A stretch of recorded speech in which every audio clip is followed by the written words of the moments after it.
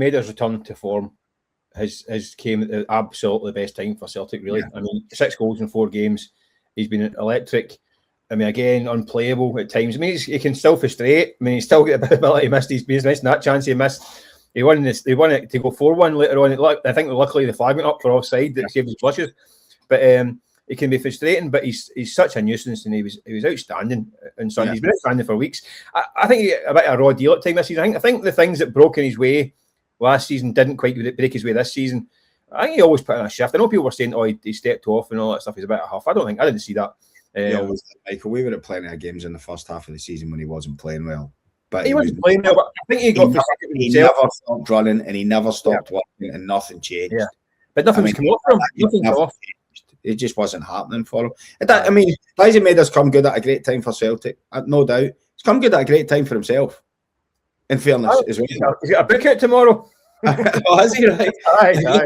This is also a guy I've been learning Japanese, Swanee. I've been spotting up my Japanese. I'll get it tomorrow. I'll tell you what it's about. Excellent, Michael. That's good. I've heard you talk Japanese about 2 a.m. plenty of times.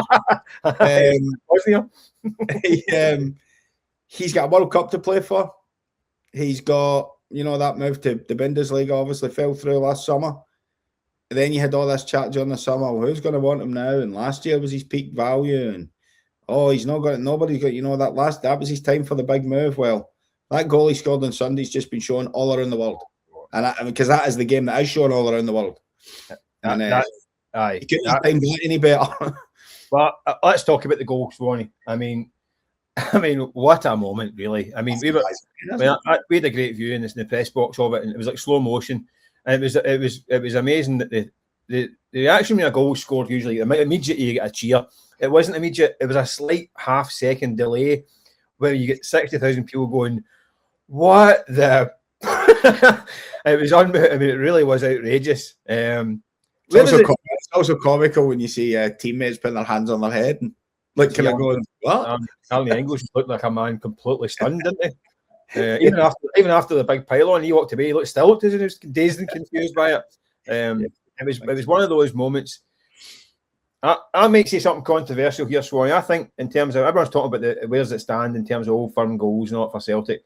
Yeah, I think that might be. I know there's recency bias as well, right? So it's obviously you went back. You saw Jimmy McGrory and all that playing man your age. You're on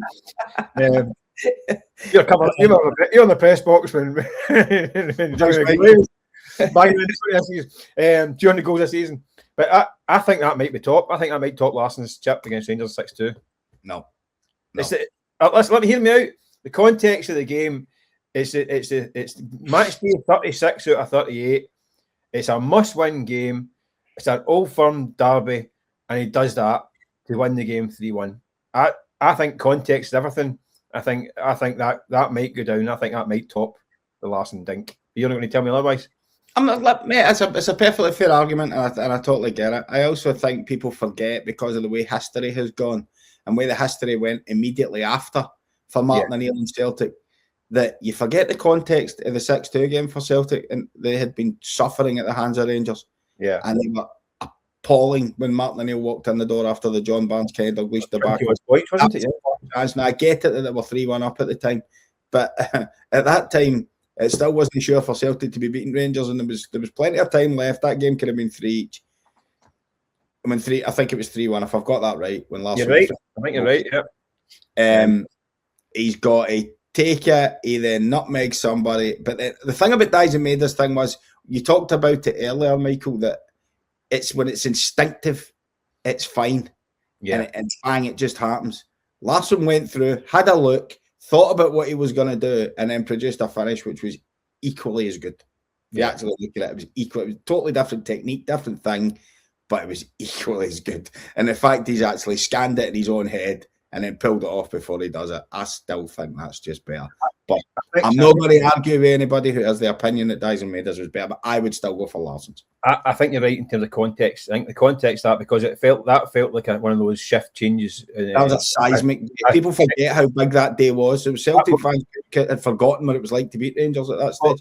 Well, do you know what? That Larsson goal, I mean, I'm arguing against myself here, but that Larsson goal was sheer arrogance. Yeah. Celtic had not had arrogance against Rangers for 15 years up to that point. It was a moment of like it was no, they were not just challengers at that point in time. It was the back. Yeah, that was almost a moment when Celtic went, we're the big guys now. The sheer audacity and arrogance of that finish was like, oh, they hadn't seen that. I mean, even when they only won the league in '98, the 10 in a row year, they stopped 10 in a row. But that was a kind of flying by the seat of the pants kind of season. So I think lost 7 games.